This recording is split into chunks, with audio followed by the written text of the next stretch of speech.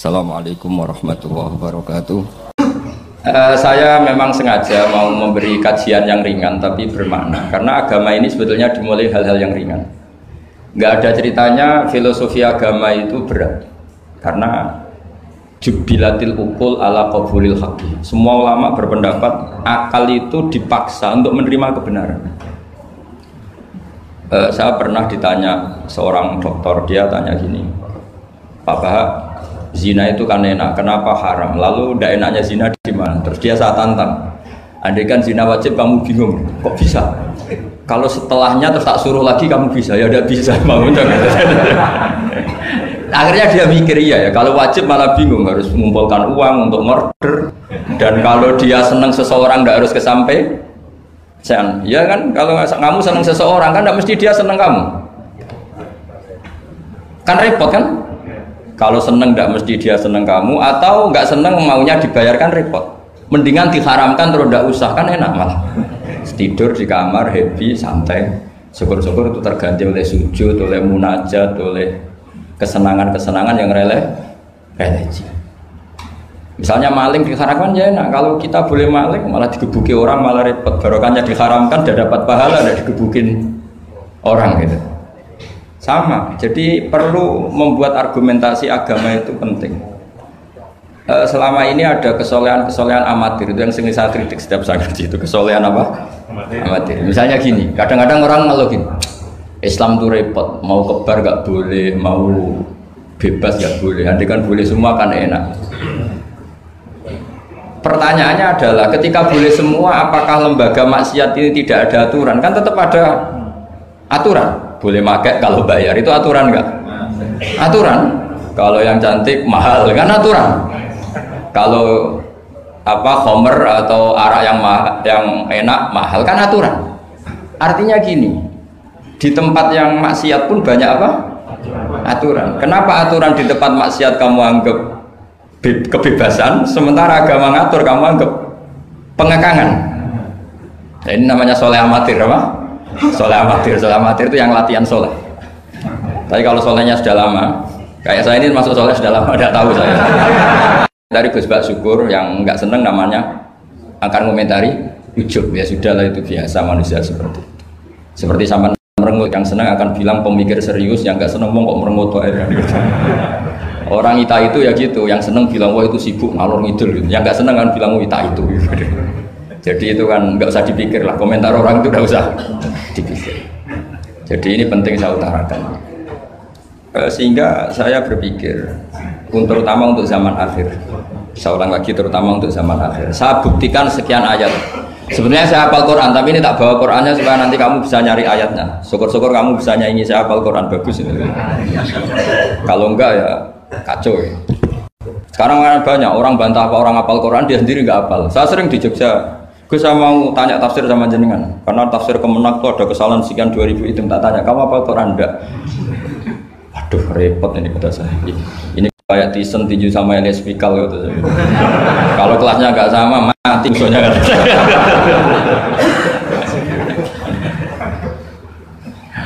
Karena bukan karena ini keangkuhan, tapi proporsional apa? Proporsional. Saya cerita yang ringan-ringan saja, sebagaimana sanad saya dari guru-guru saya ila Rasulullah Shallallahu Alaihi Wasallam. Agama itu dimulai dari kesenangan, happy, farah kalau dalam bahasa Arab al-farah. Ayatnya jelas, kul bi fadlillah wa bi rahmatih fa bidzalika falyafrahu. Ingat Muhammad dengan fadl Allah, anugerah Allah dan rahmatnya, kemudian dengan itu kamu harus senang. Sehingga dengan senang kepada Allah dan Rasul itu nikmatnya Masya Allah. Andai kan senang itu bisa ditakar, orang yang sedang tahajud menangisi dosanya plus menangisi nasibnya kalau di perantauan ini. Itu senangnya sama orang yang sedang dugem itu mesti kalah, mesti senang yang sedang tahajud. Karena orang-orang maksiat itu sebenarnya orang-orang susah. Kalau tidak susah gimana? Setelah itu semua ditanya senangnya di mana? Tidak tahu dia mabuk. Sementara senang kamu ingat betul tadi malam saya nangisi dosa-dosa saya, nangisi nasib saya, kemudian tenang karena kembali ke Allah, kembali ke Rasul. Itu luar biasa senangnya. Tapi masalahnya sekarang ibadah itu kayak ancaman. Kalau ada pondok mewajibkan tahajud itu santrinya itu sudah mendelik dulu. Kalau di masjid-masjid gini itu Kira-kira diwajibkan tahajud orang juga protes. Ini aliran sesat, sunat kok diwajibkan. Jadi agama itu banyak keunikan. Tapi yang jelas saya pastikan kamu harus senang. Kata Rasulullah Shallallahu Alaihi Wasallam tadi, salasun mangkun nafihi wajata halawatal iman. 3 hal ini, kalau 3 hal ini ada pada kamu, ada pada kita, pasti kita ini menemukan halawatal iman, manisnya iman. Yaitu satu, ayyakuna Allahu wa rasuluhu ahabba ilaihi mimma siwahuma. Bahwa Allah dan Rasul itu lebih Anda cintai ketimbang yang lain. Mencintai Allah itu nikmatnya, Masya Allah. Caranya gimana supaya kita istiqomah ibadah? Anggap hidup kami itu sehari. Saya ini di Jawa, celok besar, tapi punya uang 200.000 itu ngira banyak sekali. Bukan banyak, banyak sekali. Karena saya ngitung hidup itu per hari. Karena aturannya orang soleh, sama tak ijazahi, pasti kamu nggak mau. Karena kamu pecinta won. Pasti tidak mau. Syarat sahnya orang soleh itu harus nganggap hidup itu hanya sehari. Hanya apa? Wa'mal li akhiratika ka'annaka tamutu ghadan. Beramallah untuk akhiratmu seakan-akan besok mati. Coba kamu yang di perantauan, bayangkan maksiat sampai 60 tahun ke depan kan berat. Sampai seminggu saja kira-kira berat kan. Tapi kalau bayangkan saya tidak akan maksiat semalam ini karena besok saya mati, sukses. Besok berpikir gitu lagi, saya tidak akan maksiat kan hanya sehari. Ternyata besok hidup lagi. Berpikir gitu lagi, tahu-tahu mati betulan setelah 60 tahun. Jadi itu apa ya, satu konsep dari Rasulullah supaya orang itu meninggalkan maksiat itu ringan karena bayangannya hidup banyak. Coba yang ahli maksiat itu diberitahu besok kamu mati, kira-kira malamnya maksiat enggak? Kamu maksiat itu karena bayangkan hidup masih lama. Makanya kata Quran, wahai orang-orang yang beriman, alam ya'ni lil ladzina amanu an takhsha qulubuhum li dzikrillah wa ma nazala minal haq. Orang-orang iman itu sudah saatnya khusyuk. Kamu jangan seperti orang-orang dulu. Orang-orang dulu fatola alaihimul amatu faqasat qulubuhum. Orang itu menjadi wangkot, menjadi keras hatinya karena merasa hidupnya itu panjang. Ini penting, ini konsep-konsep yang ada di hadis sahih. Jadi tidak perlu kamu soal ini sahih apa enggak, tak pastikan sahih. Saya ini baca hadis lama sekali. Jadi yang nyoal harus imbang. Kalau enggak kayak Tyson dengan Elias Pikal. Supaya clear, supaya jelas. Saya sering ketemu para pemikir di Jogja dan berkali-kali saya bilang harusnya diskusi itu imbang. Ini bukan karena keangkuhan tapi karena proporsional. Awal maksiat itu dimulai karena tidak senang tercari kesenangan dan pilihannya maksiat. Coba kalau kesenangan itu ada pada taat, itu luar biasa. Sampai Rasulullah itu menggambarkan ketaatan yang baik itu. Ada hadis yang mungkin kalau orang Jogja, orang Solo itu tidak siap karena agak priayi. Nabi pernah ngendikan, wa fi buti ahadikum sodaqah. Kamu ngeloni istri kamu itu ya sodaqah. Sahabat ya tanya, ayati ahaduna syahwatahu wa walahu ajrun. Yang benar aja ya Rasulullah, masa urusan seks, urusan biologis kemudian dia dapat apa? Pahala. Nabi jawabnya ringan saja. Alaihi salawatu aha fi haramin akana alaihi wisrun. Kalau yang digauli itu istri orang atau yang enggak zaujahnya, enggak istrinya, apa dia ada dosa? Ya dosa ya Rasulullah. Fakadzalika lawatu fi halalin kana lahu ajrnya. Begitulah kalau dia kalau salah letak haram, kalau tepat sasaran ya halal. Segampang itu ibadah itu. Jadi ngumpulin istri ibadah, nimang anak ibadah, ngaji begini ibadah meskipun enggak paham, enggak ada syaratnya paham. Yang menyenangkan dalam Islam kan gitu, ngaji itu udah harus paham. Yang penting datang pura-pura paham selesai. Bahkan saya pernah dibully oleh santri itu, ya agak kurang ajar santri itu. Ya santri gak jenengan-jenengan nih, santri tua-tua gitu. Itu Gus, jenengan sama saya nanti di surganya dulu saya. Kenapa? Karena kata Rasulullah SAW itu man salaka tariqan yaltamisu fihi ilman sahalallahu lahu tariqan ilal jannah. Orang yang mengambah jalan, yang mencari jalan, berjuang sekolah, nyari ilmu. Nyari yaltamisu itu maknanya nyari iltimas. Maka orang yang mencari ilmu itu sahalallahu lahu tariqan ilal jannah, akan dimudahkan jalan ke surga. Itu yang nyari loh Gus. Kalau sudah ketemu kayak jenengan tidak masuk hadis itu. Makanya bersenanglah yang sedang nyari tapi belum ketemu. Karena hadis itu untuk yang masih mencari. Itu pasti sampai Anda saya. Wah saya mikir, wah ini nyari hadis apa yang bela saya. Karena hadis ini itu tidak mihak saya, nggak mihak yang sudah ketemu. Yang namanya nyari kan belum ketemu, maka bergembiralah yang nyari ilmu udah alim-alim. Karena syaratnya, ya kan? Man salaka tariqan yaltamisu fihi ilman sahhalallahu lahu tariqan ilal jannah. Siapa yang berjalan atau menempuh satu perjalanan mencari ilmu. Di mana-mana mencari itu sudah ketemu belum? Belum. Berarti kiai masuk hadis itu enggak? Alhamdulillah. Karena kiainya sudah ketemu maka bergembiralah jenengan saat enggak paham. Artinya masih mencari. Makanya kalau mau paham jangan paham. Karena saya ini kebetulan memang peneliti hadis dan saya banyak menghafal hadis karena saya suka dengan kalimat-kalimat jamiah, kalimat-kalimat yang komplit dari Rasulullah SAW. Sehingga ngapalkan hadis saya itu banyak dan imbang itu ya balance kalau dalam bahasa inteleknya itu. Saya termasuk menghafalkan hadis wa innal alima la yastaghfiru lahu man fis samawati wa man fil ardi hatta al-khitan fil bahr. Sebagian riwayat wa inna mu'alliman nasi al khaira la yastaghfiru lahu man fis samawati wa man fil ardi hatta al-khitan fil bahr wa hatta an-namlatu fi juhriha. Ini hadis tandingan. Jadi yang tandingan tidak hanya 01 02, hadis juga ada hadis apa? Tandingan. Tidak apa-apa, ilmu itu memang butuh apa? Butuh perimbangan ya, butuh balance. Enggak boleh ilmu, tapi karena ilmu enggak pantas diomongkan tandingan gitu aja. Kata saya ada hadis yang bunyinya gini. Wa innal alima, orang alim itu akan dimintakan ampun oleh penduduk langit. Jadi semua malaikat Jibril dan Mikail, semoga termasuk Israel, itu memintakan maaf untuk orang alim, tidak yang belum alim. Itu kamu tidak masuk hadis itu. Keren mana? Wah sama kerennya Gus. Saya masuk surga, yang jenengan nanti juga masuk. Ya sudah, nggak usah geger ketemu di sana. Jadi ini penting. Nah sekarang problem Islam sekarang adalah yang garis keras pakai hadis-hadis garis keras untuk mengadili yang garis lunak pakai hadis-hadis yang garis lunak untuk mengadili hadis kelompok-kelompok garis keras itu tidak fair. Nggak fairnya adalah Islam itu kafah itu artinya konsepnya itu komplit, tidak boleh separuh. Saya punya sedikit ini yang agak serius, tapi tidak usah masukkan hati. Nanti kalian protes nggak bagus Israel itu. Begini, Abu Bakar As-Siddiq itu terkenal layinal janib, mutawadi, layinal janib, sahlal akhlak, namanya layinal janib. Orang yang sopan sekali, santun sekali, santun, sopan, terus simpatik, sangat simpatik. Namanya Abu Bakar apa? As-Siddiq.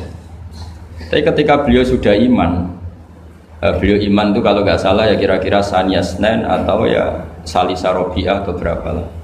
Karena kalau dalam sejarah awaluman amanah itu sebetulnya Khadijah. Awaluman amanah mutlakon itu sebetulnya Khadijah. Awaluman amanah mutlakon bisa saja Sayyidina Ali dan awaluman amanah mutlakon bisa saja Abu Bakar Siddiq. Saya sedikit cerita ya supaya tidak gaduh dalam sejarah. Ketika Rasulullah umur 25 itu, ketika beliau umur 20 itu Khadijah itu karena punya paman penginjil namanya Waraqah bin Naufal, itu sudah tahu kalau Nabi akhir zaman ya Muhammad itu, sehingga dia memerintahkan hulamnya namanya Maisarah. Maisarah itu nama cowok, nama lelaki. Ini perlu dicatat. Nanti kalau kamu tahu Maisarah menemani Nabi dalam perjalanan, terus kamu tiruah cari Maisarah ya.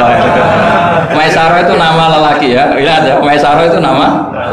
Orang Arab memang lucu. Biasa nama lelaki pakai tak muannas kalau dalam ini Mas Rois ini bahasa gontornya itu. Kalau bahasa Arab biasa Maisarah lelaki, Tolha lelaki, Hamzah lelaki. Jadi biasa kalau bahasa Jawa kan enggak, soleh dan solihah, muslimin dan muslimat, pokoknya kalau ada tak itu manas. Sebenarnya bahasa itu agak nggak harus, ya. Tapi tahunya baru gitu sudah bagus loh, bisa naik kelas. Akhirnya Maisarah itu disuruh Khadijah khusus untuk meneliti Muhammad. Dulu masih jangkar karena belum Rasulullah. Setelah diteliti di perjalanan ke Syam, mengikuti dagang. Semua keajaiban dan alamatun nubuwah itu ada semua, termasuk tuzilluhul ghamamah tuti'uhus sahaib. Setiap perjalanan yang terik itu matahari pas apa? Ghamamah itu apa? Mendung mengayomi Nabi. Saya termasuk orang yang ditakdir pernah di pohon tua yang dulu jadi alamat nubuwah.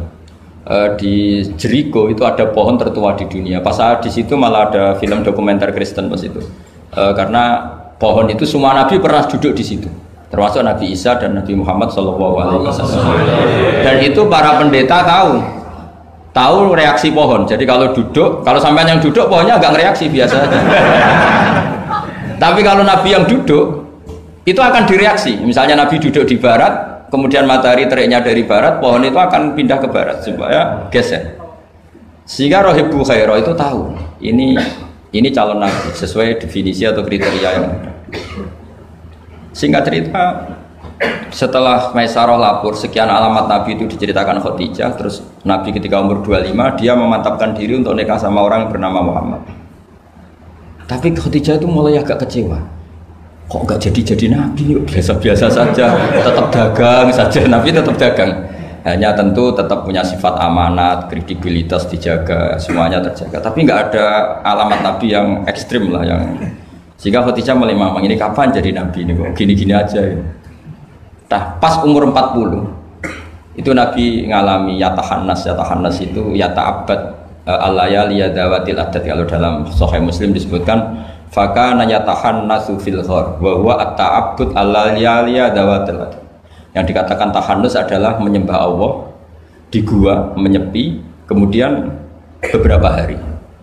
Terus di hadis itu juga diterangkan wa yatazawwadu lidzalik. Perlu dicatat dulu tirakannya Nabi itu ya bawa bekal. Bukan terus kelaparan 3 hari nanti fata morgana yang dilihat. Jadi ini perlu dicatat. Kadang banyak orang tirakat gak makan 40 hari, gak makan 3 hari itu malah bahaya. Karena yang dikatakan nur atau apa ternyata fata morgana karena lama gak makan. Jadi perlu dicatat di hadis itu jelas ada kalimat wa yatazawwadu lidzalik. Ya Nabi ya normal bawa apa? Bekal, jadi tidak lapar-lapar amal. Tapi tidak satu nampan kayak makan di atas tadi ndak ya. Kalau itu makannya orang kelaparan itu. Ya tapi bagus lah, saking hormatnya sama kiai makannya banyak. Apa ngetes kiainya? Kalau banyak ada kiai ini. Tidak tahu. Motifnya apa tidak tahu.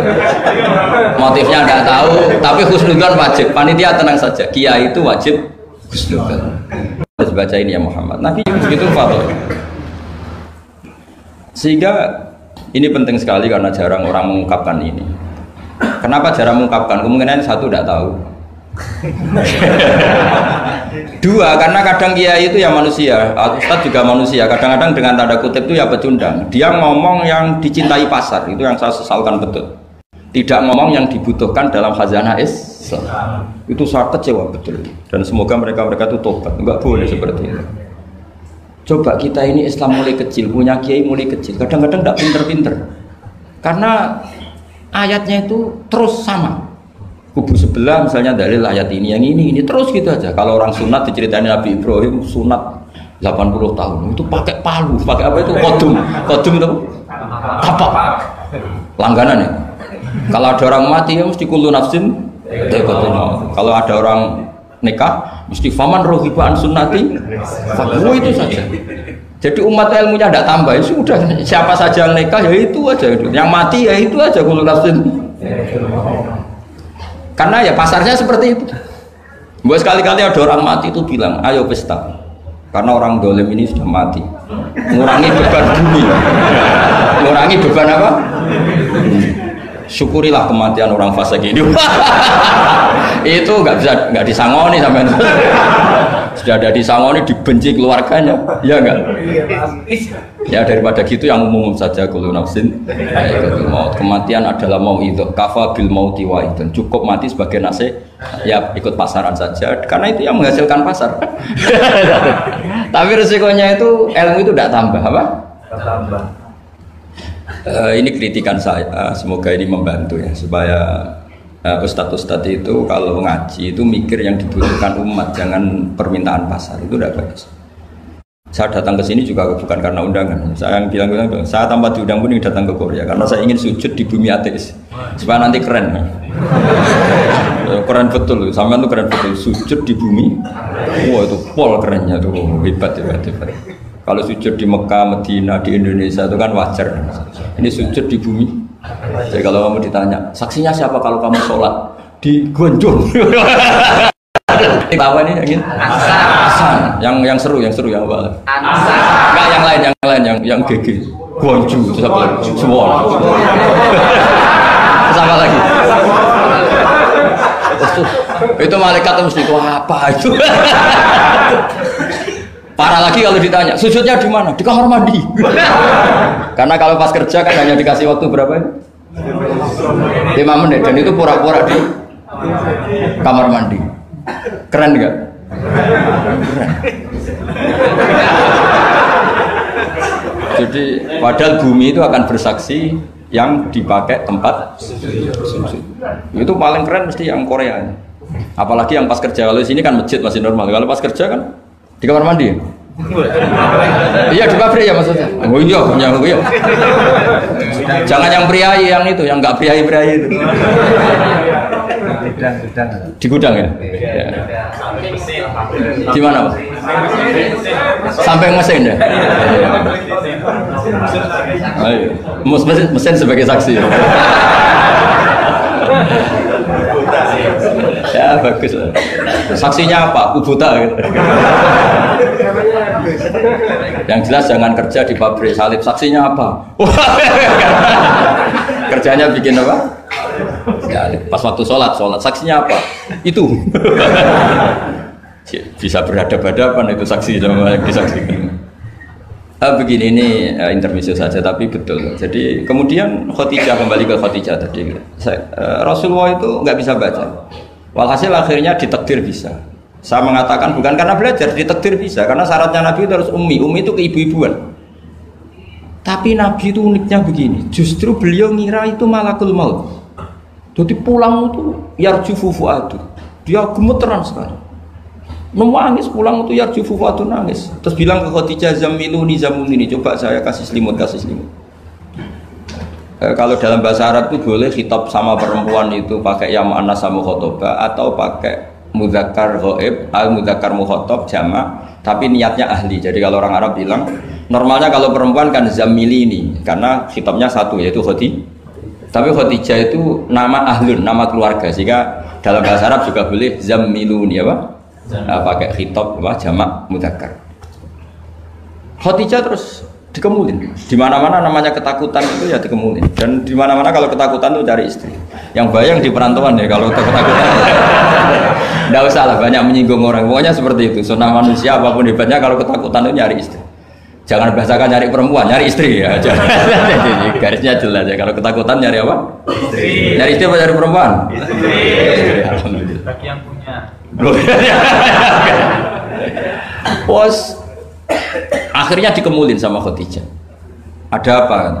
Oh saya tadi ketemu malakul mauti gini-gini. Khadijah tuh senangnya bukan main. Ini yang saya tunggu. Hampir saja saya putus asa. Takut kamu gak jadi nabi ya? Terus tanya Khadijah, lalu sifatnya orang tadi kayak apa? Oh gini. Oh ya besok ikut saya. Didatangkan ke Waraqah bin Naufal. Dalam Bukhari disebutkan wa kana imro'an tanassara fil jahiliyah wa yaktubu minal injil masyaallah ayaktub. Waraqah bin Naufal itu penginjil. Dia menerjemah Injil dari bahasa Ibrani menjadi bahasa apa? Arab. Ketika Rasulullah ditanya, "Ma ra'aita itu? Madza tara? Apa yang kamu lihat?" Terus Nabi cerita itu. Terus kata Waraqah bin Naufal, "Hadan namus alladzi ja'a bihi Musa." Bahasa lainnya malak itu namus dan namus alladzi ja'a bihi Musa. Uniknya itu tahun awal nubuwah ya, tahun awal apa? Nubuwah. Itu uniknya Waraqah itu bilang begini. Ini Waraqah bin Naufal bilang gini. Doakan saya ini masih hidup. Khina akhrajaka qaum, ketika kaum kamu musir kamu. Kagetnya bukan main Rasulullah, karena Rasulullah itu figur yang menarik, yang simpatik. Beliau putra tokoh, Muhammad bin Abdullah bin Abdul Muttalib bin Hashim, tokoh yang sangat dihormati. Beliau tidak punya kasus, beliau tidak orang yang dibenci, beliau orang yang sangat menarik. Kenapa harus ngalami diusir? Maka Rasulullah tanya, awamu khrijiyahu, masa betul umat saya mau mengusir saya? Tapi siapa? Waraqah tetap bilang, ya letani fiyajat anhina akhrajaka qaum. Doakan semoga saya ini masih kuat ketika engkau diusir kaum. Ini sekalian latihan bahasa Arab karena sama nama latihan bikin mesin saja ini ambil latih bahasa Arab. bahasa Korea ya. Akhirnya kata Waraqah bin Naufal, tidak ada orang yang alami seperti kamu kecuali pasti akan diusir. Falam yalbas yasiron illa antum, terus kemudian Waraqah tidak lama kemudian meninggal. Ya, yang penting dari ini semua apa? Waraqah itu membaca kriteria para nabi itu pas sekali, dan akhirnya tahun 13 nubuwah Rasulullah mengalami diusir. Kan beliau hijrah itu 13 tahun dari nubuwah, kira-kira umur 53 berapa? 53. Tapi Waraqah sudah mengatakan itu di tahun pertama Rasulullah menjadi nabi, karena definisi nabi itu harus pernah diusir. Maka kalau sampai mengalami diusir oleh nasib itu ya ada alamat. Cuma itu udah alamat nubuwah, alamat terlantar. Jadi itu bedanya. Karena yang nabi sudah ditutup, nggak ada peluang lagi. Jadi, nah, Khadijah itu masih gak terima, padahal beliau sudah mendapat sekian alamat tadi. Tudzilluhul ghamama tuti'u sahab, ada sekian alamat. Tesnya sudah lulus semua. Rasulullah tadi Maisarah menyaksikan apa, dinaungi oleh apa, mendung tadi, macam-macam. Khadijah itu masih dengan tanda kutip masih agak-agak beli, masih cari definisi yang ini agak absurd lah. Terus kata Khadijah gini, ya Muhammad, ya Rasulullah, kalau kamu kedatangan teman kamu itu, kalau bilang sohibuka, nanti cerita ke saya. Ya kata Nabi. Nabi itu lugu, nggak ngerti kalau itu dites. Ya katanya. Suatu saat Jibril datang ke Rasulullah. Ini malak, ini Jibril, ini teman saya datang. Ya Nabi kadang istilahkan Jibril itu temannya. Ini teman saya datang. Oh ya.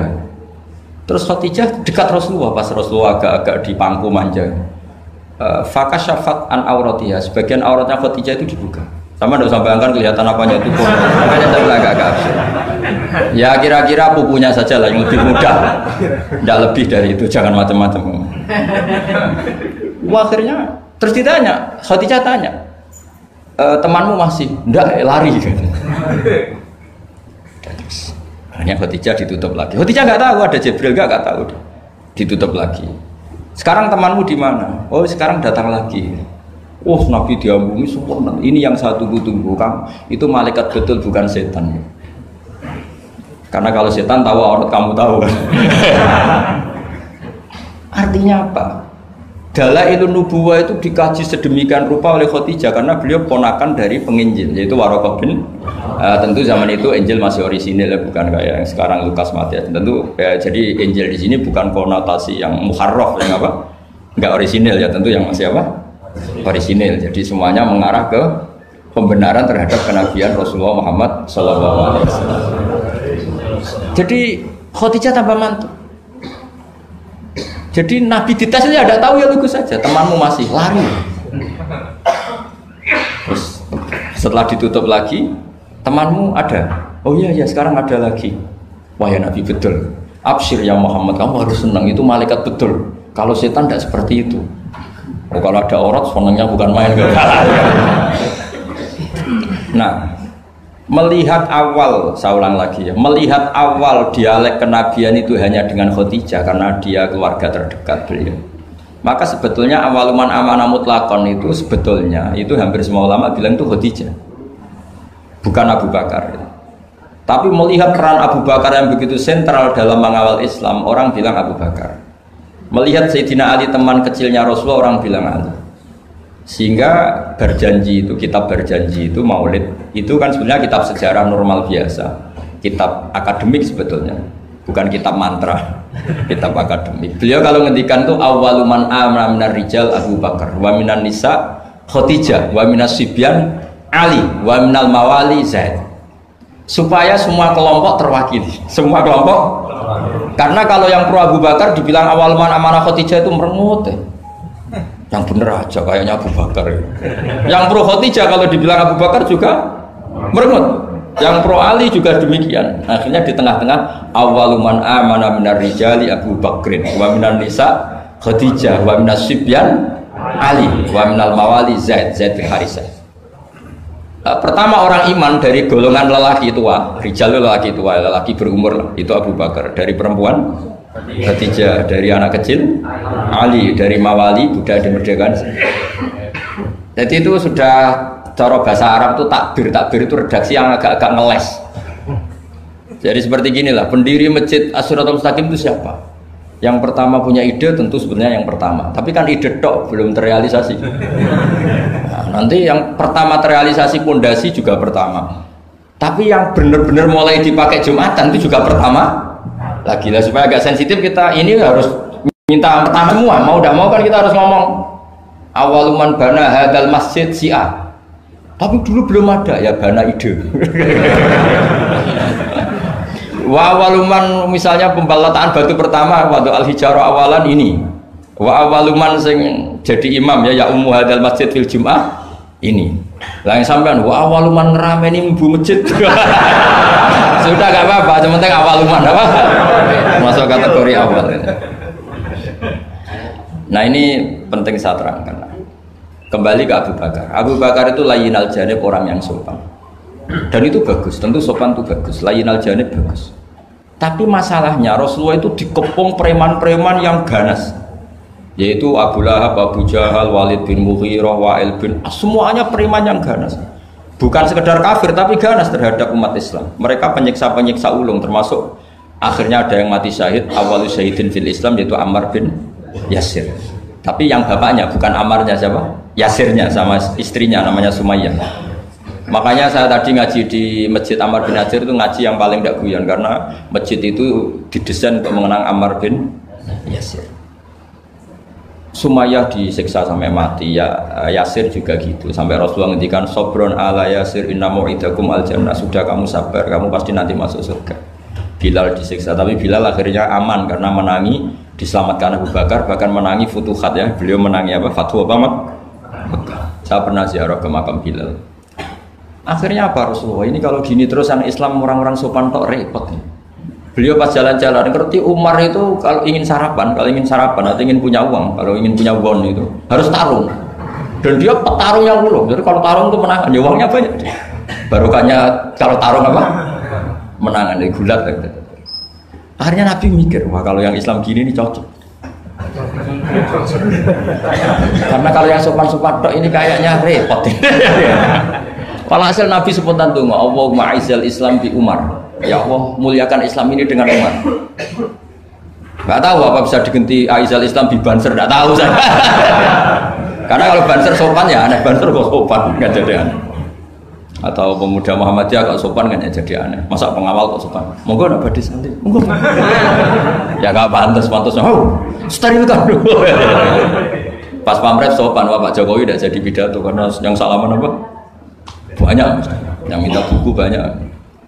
Singkat cerita, betul. Karena Nabi yang berdoa itu di sebagian tarikh menyebut doanya Senin, Kamis sudah masuk Islam. Hanya Senin, Selasa, Rabu, Kamis. Kalau kamu ya 30 tahun lah mungkin. Itu saja tidak mesti ya. Akhirnya Umar itu Islam. Islamnya juga unik. Dia mau mencari Muhammad. Masih jangkar, kalau manggil masih jangkar, belum Rasulullah. Mana Muhammad? Lakot soba, dia sudah keluar dari agama permanen ya oleh kaum jahiliyah, yaitu agama jahiliyah. Ketemu sama temannya, apa Mar? Kamu cari Muhammad, ngapain? Mau saya bunuh karena dia bikin agama baru. Lakot ja'a bidinin mukhdas, dia membawa agama baru. Terus kata temannya, kamu ngapain ngurusin Muhammad? Adik kamu itu sudah kata dia, urusin dulu adik kamu. Wah, masa iya? Terus akhirnya nyari Fatimah itu adiknya di rumah iparnya. Ketika datang di situ adiknya pas belajar sama suaminya belajar surat Toha ma anzalna alikal Qur'an apa litasqa illa tazkiratal liman yakhsha tanzilam mimman khalaqal arda was samawatil aula ar-rahmanu 'alal arsy istawa lahu ma fis samawati wa ma fil ardi wa ma bainahuma wa ma tahtas sara. Itu nangis Umar. Ini enggak mungkin kalam manusia, kalam seindah ini enggak mungkin kalam manusia. Singkat cerita dia akhirnya Islam terus nyari Nabi. Kebetulan Nabi sedang ikhtafa itu sembunyi di rumahnya Zaid bin Arqam. Ketika Nabi mau masuk, karena dia terkenal preman, kata Hamzah, ya Rasulullah kamu sembunyi. Umar saya hadapin Hamzah, walhasil terus dia menceritakan imannya. Setelah dia iman, apa yang dilakukan pertama? Itu marani Umayyah Abu Jahal Abu Lahab. Awas, ganggu Rasulullah Muhammad tak bunuh. Wah sudah. Akhirnya yang dulu mengancam-ancam Nabi, mengancam-ancam sahabat selesai, karena sekarang gantian diancam Umar. Bersamaan dengan itu Allah mengeluarkan khitab fasda' bima tu'mar. Muhammad, kamu harus terang-terangan dalam dakwah karena sudah punya backingan bernama Umar. Jadi sebetulnya yang dibutuhkan Islam itu ya ada orang yang kayak Abu Bakar, ada orang yang kayak Umar. Ada kebaikan yang hanya terwakili oleh orang-orang yang kayak Abu Bakar, ada kebaikan yang hanya terwakili orang-orang kayak Umar. Jadi sebetulnya tidak perlu dipertentangkan kita di mana, yang penting itu niatnya baik, biniatin sholihah dengan niat yang baik. Jangan kubu-kubunan yang tanpa ilmu. Sebenarnya dalam sejarah itu biasa. Bahkan uniknya dalam sejarah adalah Abu Bakar yang menjadi wali besar karena akhlaknya yang seperti itu, layyinal janib. Ketika mau meninggal, itu menunjuk khalifah yang akhlaknya berlawanan dengan dia, yaitu menunjuk Umar. Kayak apa insafnya Abu Bakar? Karena beliau tahu ada sebagian kebenaran Islam yang nggak terwakili oleh orang sopan. Coba kalau ada penjahat, orang Solo atau orang Jogja, yang sopan-sopan itu, terus ada penjahat, monggo sakit sana. Tapi sebaliknya penerima tamu terus orang Batak ngangkat penerima tamu dari orang Batak atau orang Madura, tamunya lari ya. Mau apa? Artinya gini loh ya. Ya kalau ngadepin penjahat mungkin pas orang Madura, kalau penerima tamu pas orang Solo. Ya proporsional saja lah, tidak usah memaksakan. Paham ini dong ya? Clear ya? Ya clear ya? Jadi hidup itu proporsional saja. Ya dicoba saja, man. Punya acara keren terus penerima tamunya Madura, Batak, apalagi yang keras-keras. Medan. Kacau. Nah, sama. Makanya kalau guyonannya itu rumah kebakaran, yang punya rumah itu orang Jogja kan, ngapunten badhe matur, wonten apa ngapunten sangat gawé. Niku dalem jenengan kebakaran. Padahal nyuwun sewu anak jenengan tesih teng lebet. Artinya ada momen yang sopan itu tidak boleh gitu, apa? Yang sopan itu kalau ada kebakaran yang punya rumah baru minum harus enak-enak ngombe banyu. Iku lho mau kebakaran harus gitu, mau tidak mau harus tidak sopan kan gitu. Jadi sopan ada maudeknya, enggak sopan ya ada maudeknya. Sehingga dalam kitab Hayatus Sahabah yang dikarang oleh Syekh Yusuf Al-Kandahlawi, yang paling saya kenang adalah beliau menceritakan makalahnya Umar radhiyallahu anhu. Beliau mengenang Umar ditanya, laqad kunta faddun ghalidul qalbi, kamu itu pemimpin tapi keras sekali. Kata Umar, saya ini berusaha layyinal janib.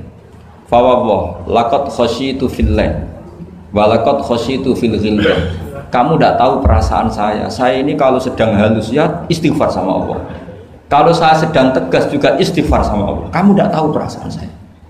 Itu banyak mufassiru hadal maqalah yang menafsirkan gini. Dalam makalah yang lemah lembut itu juga ada dosanya. Dalam tegas juga ada dosanya, karena manusia tidak pernah sempurna. Saya beri contoh begini, ini analogi yang paling gampang, yang siapapun kalau insaf pasti paham, bukan mungkin paham tapi pasti paham. Misalnya kamu punya keponakan yang sering pacaran, itu kejakno larangan ngalor ngidul, pokoknya sering maksiat. Kemudian ada Pak D yang hildo, yang ghalid, yang keras. Pasti ponakannya nggak pernah ke situ, paling dimarahin kan gitu. Yang satu Pak D yang satu atau Pak Ali yang satu layyinal janib, pacarnya jajak segitu ya nggak apa-apa. Paribasannya rangkul-rangkulan di situ ya nggak apa-apa. Potensinya pasti sama. Yang terlalu lunak akhirnya dianggap melegalkan, ya enggak? Yang akibatnya dianggap pelegalan. Yang keras karena tidak pernah disowani, akhirnya juga pembiaran, nggak pernah tarbiyah, karena keras ini nggak pernah dia bisa menyentuh, berproses membina ponakannya. Natijahnya sama-sama pembiaran, ya enggak? Yang keras pembiaran karena nggak pernah sambung, yang lunak karena dianggap pelegalan. Jelas kan? Jelas ya? Begitu juga kondisi kita ngadepi maksiat. Yang terlalu lunak dianggap kayak gak peduli, gak apa-apa. Yang terlalu keras, gak berproses tarbiyah, gak ada fabima rahmatim minallahi linta lahum walaupun tafaddan ghalidul qalbi lan faddu min hawli. Maka lewat pertemuan ini saya ingin ya Islam itu dibawa secara mudah, secara logis, gak usah berlebihan. Ya sudah, kita ikuti ulama-ulama dulu dengan referensi-referensi dulu. Jadi ini penting sekali. Karena ayat tentang tegas ya ada, ayat tentang lunak ya ada, semuanya harus proporsional. Bahkan saya kemarin isi di Jawa Timur itu yang hadir mungkin 10.000. Itu kiainya itu punya pondok unggulan. Saya bilang Meskipun beliau punya pondok unggulan, saya sudah pamit. Nanti saya kritik pondok unggulan, mohon diterima ya, Gus siap. Terus saya bilang begini, pondok unggulan itu ya baik, tapi ya masalah. Masa orang ngaji misalnya gini, misalnya saya bikin pondok unggulan, siswa yang saya terima sudah hafal Quran 10 juz, yang bayar 10 juta. Lalu orang miskin itu mau mondok di mana kalau aturannya seperti itu harus bayar 10 juta. Lalu yang goblok-goblok mau ngaji gimana? Harus hafal 10 juz. Makanya aneh, pabrik-pabrik aneh. Menerima yang sudah pengalaman kerja. Sudah pengalaman kerja ya tidak ngelamar, sudah punya pekerjaan. Di mana-mana nyari kerja yang belum. Aneh-aneh saja. Nah, saya kemarin ngaji di UI juga bilang gitu. Kampus-kampus itu baik karena bikin standar ini SAG, ini MA, ini doktor bagus. Tapi andaikan semuanya belajar Islam lewat kampus, masa ingin belajar Islam harus kuliah dulu? Lalu Mbah kalau belajar Islam gimana? Ini barokahnya kiai-kiai yang nggak punya gelar di musola, kadang santrinya datang, kadang nggak jelas lah pokoknya. Tapi bagus, siapa saja bisa belajar kapan? Coba kalau pendidikan Islam hanya ada di kampus, mau belajar saja harus kuliah dulu. Yang tua-tua nggak bisa belajar. Coba kalau semua lembaga pendidikan itu kayak pondok-pondok besar yang pakai persyaratan, mau ngaji daftar dulu, silakan ke sekretariat, sudah diselesaikan administrasinya. Maka bergembiralah kiai-kiai musola yang tidak bersertifikasi itu karena konsultan Islam sing on time setiap saat. Ya itu barokah. Apalagi santri-santri yang goblok itu barokahnya luar biasa. Betul. Saya itu punya sekian santri yang dulu teman saya, kelihatannya goblok, tapi manfaatnya luar biasa. Cuma dia kagum sama saya karena saya korban jadi konsultannya dia. Dia tuh di pedalaman Kalimantan, di tengah hutan. Ya kalau dulu mungkin oleh pemerintah disebut illegal logging, tapi dulu. Ya dia nggak nyuri, karena perasaannya orang sana ya milik wilayah, dia ikut orang sana. Terus singkat cerita, orangnya hanya kadang 20. Terus tanya, dulu nggak ada HP, Gus saya ini hanya 20 orang di tengah hutan, Jumatan enggak? Kalau saya bilang menurut fikih Syafi'i tidak wajib karena hanya 20 tidak 40. Tapi kalau ini duhur ya nggak apa-apa kata saya. Enggak, kalau diajak duhur nggak mau, Jumat kok duhuran gitu. Masyarakatnya ya lucu. Oh ya nggak apa-apa Jumatan, tak carikan madhab kata saya. Saya kan kebetulan ya mengkaji al-madzhabul arba'. Singkat cerita begini, natijahnya apa? Kadang kita yang pinter, yang LC, yang doktor, itu dakwah kemudian nyun sewu dengan tanda kutip mendapat honor. Sementara yang goblok kadang itu karena nggak ada tanah wakafnya, tanahnya diwakafkan, punya uang diberikan. Intinya itu kadang yang goblok menjadi pendiri masjid, kadang yang pinter mendapat bisaroh dari uang kas masjid. Artinya introspeksi saja, meskipun itu halal, meskipun itu halal, tapi kita introspeksi. Ini pentingnya selalu kita berdoa Rabbana dzalamna anfusana wa lam taghfir lana. Lo pernah nggak saya disuani orang juara MTQ terus mendapat umroh? Dia bangganya bukan main. Saya ini kiai sering ada yang suami saya bilang gini, kamu umroh saya senang. Bagaimanapun ini prestasi karena barokahnya Quran. Tapi kamu juga harus hormat sama kiai musola. Itu mulang Quran puluhan tahun tidak pernah dapat hadiah. Coba hafal Quran kemudian lanyah dan dapat hadiah umroh itu kan cara bahasa agamanya manfaatuhu maksurah. Manfaat umroh itu kan hanya untuk dia.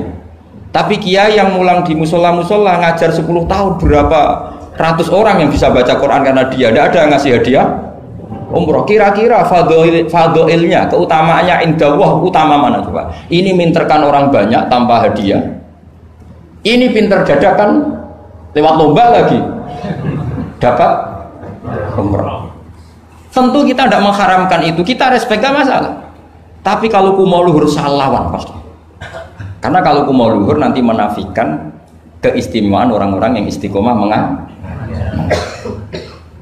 Jadi kita fair saja. Ini juga penting untuk syiar, ya supaya anak-anak semangat ngapalkan. Tapi jangan lupa yang sedang ngajar-ngajar yang nggak jelas tadi, yang muridnya kadang 3, kadang bubar, tak tanya Pak ya yang ngaji berapa? 10 Gus. Lah yang datang 2 ya biasa gini Gus, kadang 2, kadang 1. Ya seperti di sini di perantauan jamaahnya pasti tidak istiqomah, tak jamin itu. Jadi tidak usah saya tanyakan itu sudah pasti.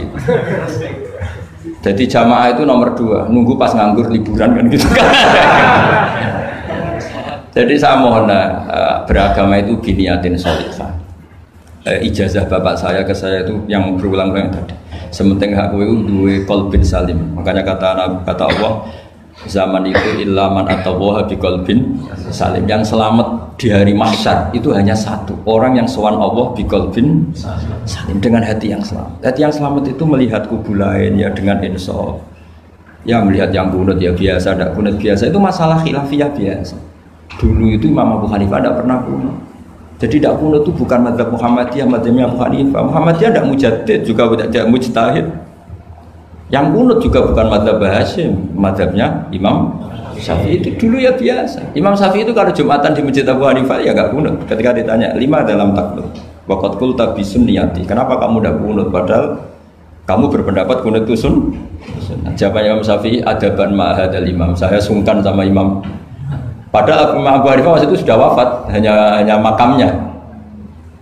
Dulu itu biasa sekali karena apa ya? Karena mereka pandangannya luas. Apa? Pandangannya luas.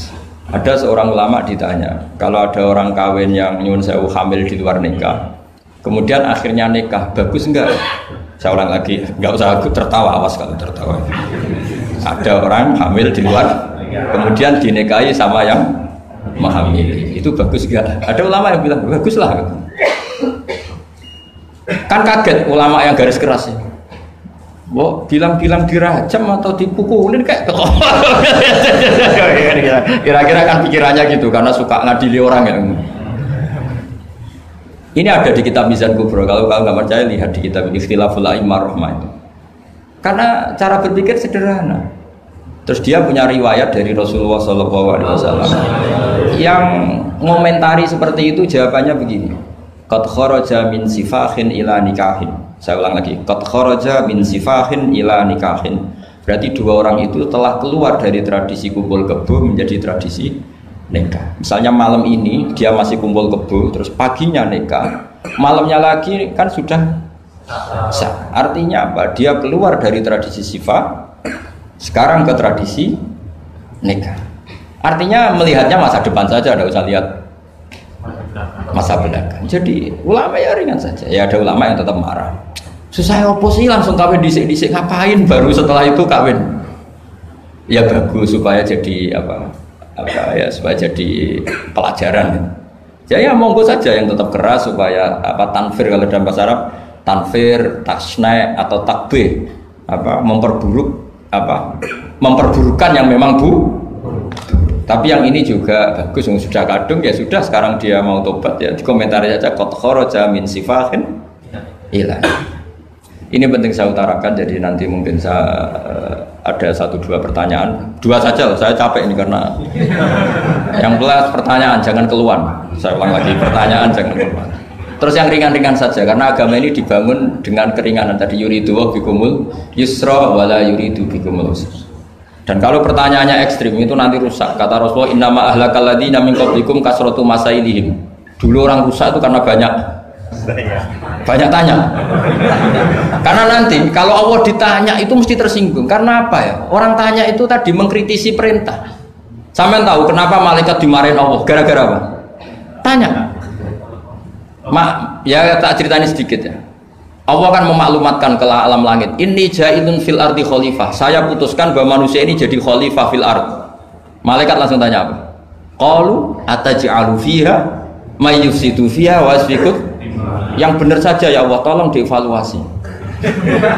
Manusia itu kan potensi yang rusak. Yufsidu itu fi'il mudhari', berarti mustakbal. Cara terjemahan bebasnya manusia itu berpotensi merusak. Wa yasfiku dima, dan berpotensi mengalirkan darah. Betul hanya tanya, tapi artinya kan gini, ya Allah, kali ini kayak enggak pas keputusan kau ini. Tolonglah Deva. Makanya Allah marah, qala inni a'lamu ma la ta'lamun. Apa menang? Karena tanya ini. Makanya syaratnya Nabi itu harus umi. Enggak boleh intelektual jadi Nabi. Bahaya itu.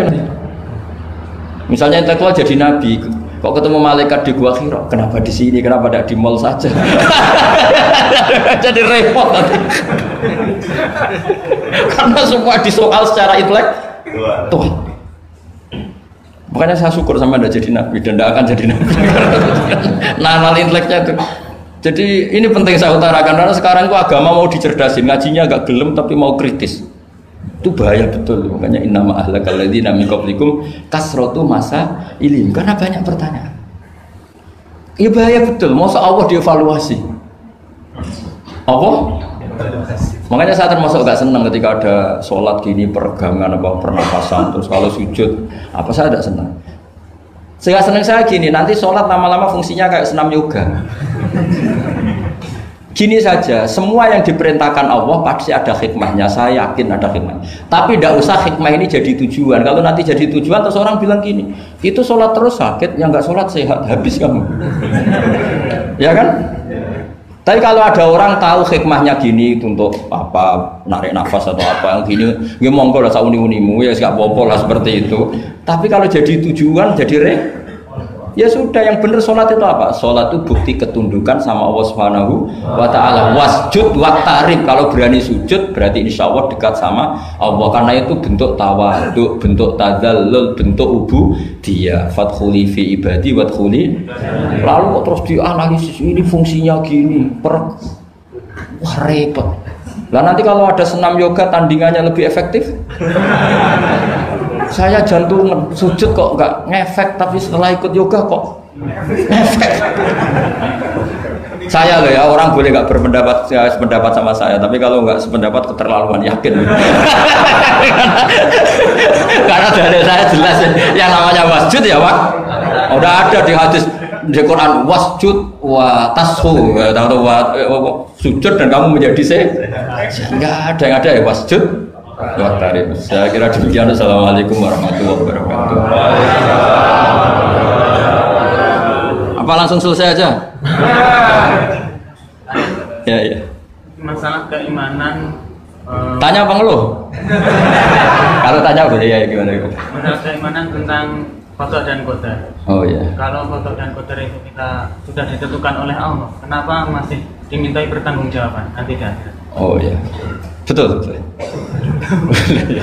Ya seperti mukadimah saya tadi ya. Jadi ngaji itu harus kafah. Kafah itu artinya komplit. Jadi Nabi dalam banyak hal yang momennya tepat ya menganalisis dengan qada qadar, tapi dalam banyak hal juga melarang orang membicarakan qada qadar. Jadi misalnya gini, kamu kadung ditakdir pernah punya dosa dan kamu ingin tobat, maka dosa yang masa lalu anggap saja qada qadar, terus keinginan tobat itu anggap aturan syariat. Jangan lalu setelah qada qadar kamu tidak berkeinginan tobat.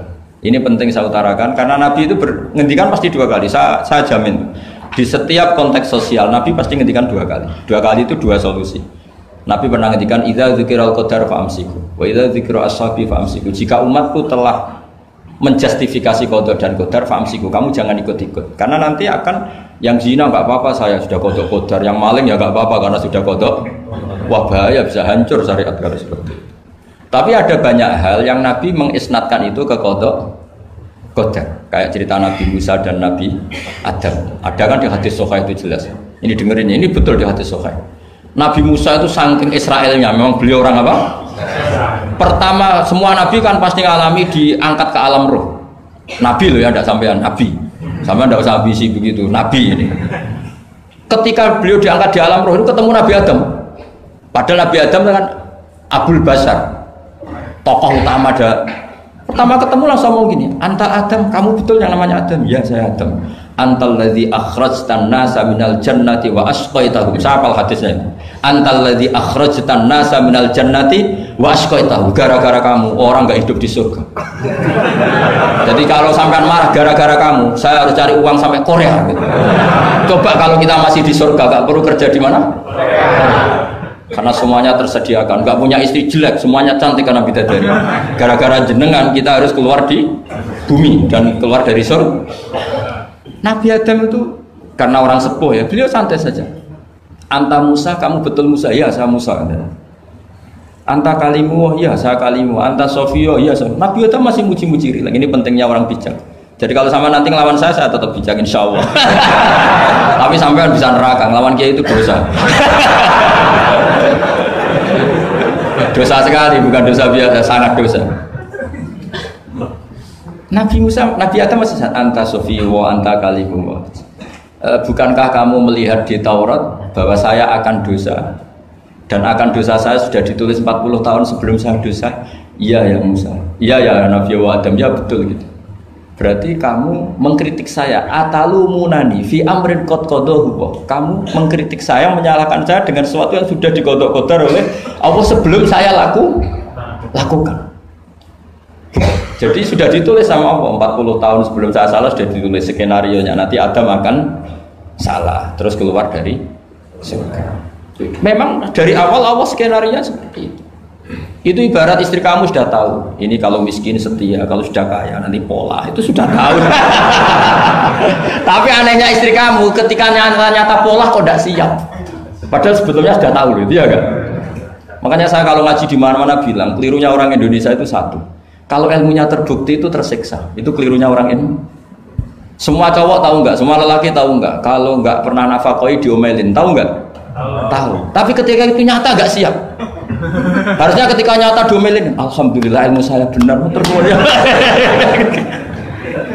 Tapi istri kamu juga gitu. Biasanya wong lanang duwe akeh pola.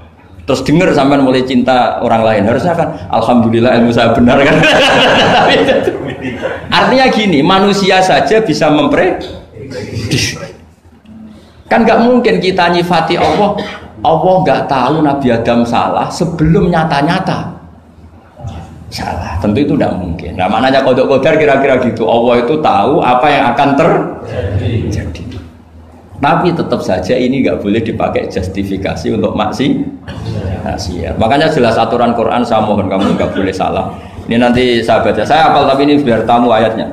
Itu ayatnya kan ma asoba musibatin fil ardi wala fi anfusikum illa fi kitabim min qabli an nabraha inna dzalika 'ala Allahi yasir likai la ta'sau 'ala ma fatakum wala tafrahu bima atakum. Jadi apa yang mengenai kamu di bumi maupun ada pada diri kamu, anggap saja itu, yakini saja sebagai qada qadar, supaya kamu tidak putus asa apa yang sudah terlewatkan dan tidak bangga dengan apa yang kamu sudah.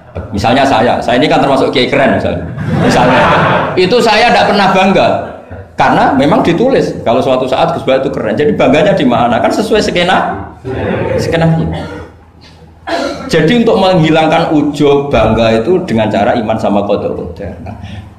Terus likaila ta'sau 'ala ma fatakum, kamu tidak perlu putus asa dengan apa yang sudah kelewat. Misalnya masa lalu kamu ya tadi diusir istri, suami, macam-macam lah, utangnya banyak, wes sudah bangkit saja, itu sudah takdir. Jadi mungkin ada yang mencarikan, coba ini carikan, mungkin di surat Hadid itu apa yang nanti dicari ayatnya. Pokoknya ayatnya tadi apa? Ma asoba min musibatin fil ardi wala fi anfusikum apa? Illa fi kitabim min qabli an nabraha inna dzalika 'ala Allahi yasir likaila taksau 'ala ma fatakum wala tafrahu bima atar. Jadi kodok kodar ditulis supaya kamu tidak putus asa, menyesali apa yang sudah kelewat dan bangga kumoluhur terhadap apa yang kamu dapat. Jadi misalnya Pak Jokowi jadi presiden, untuk menghilangkan ujub ya, memang sudah ditulis kalau akan jadi ya biasa saja sesuai skenario.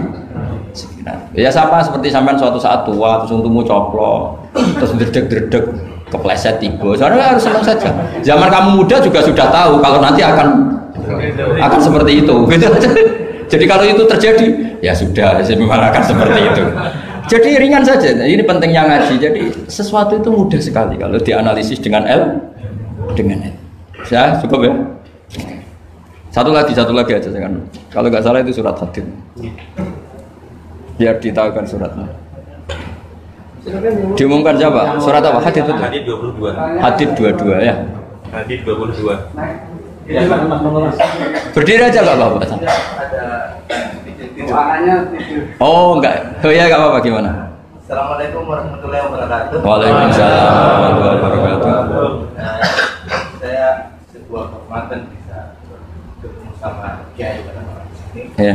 Sebenarnya saya baru kenal Kiai itu 3 minggu yang lalu lewat YouTube.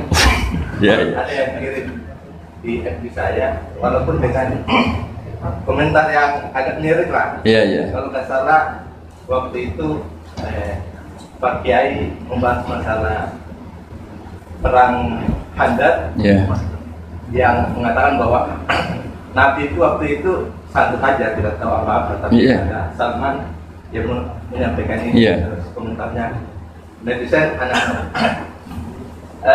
Tapi pertanyaan saya itu bukan itu, Pak. Iya, gimana? Pertanyaan saya itu, saya tertarik kenapa cara pasang sokoknya itu ada rambut di. Iya. Iya.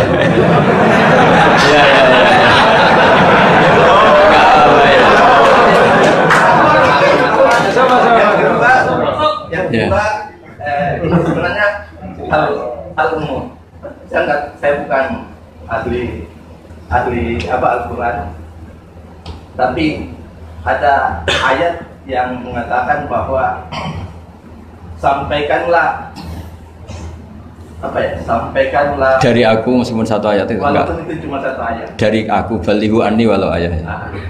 Yang itu menurut saya menjadi dengan dunia medsos saat ini, orang yang betul-betul mungkin bukan cuma sekedar satu ayat, cuma satu kata, itu di broadcast yang mungkin memacu perdebatan. Makanya ini begini, namanya siapa? Sulaiman. Begini aja, ini saya jawab. Tapi ini ringan, sama relax saja, santai. Jadi memang tradisi ulama sama masyarakat itu beda. Jadi kalau Nabi dikatakan tidak tahu dalam konteks tertentu itu malah madh. Madh itu memuji.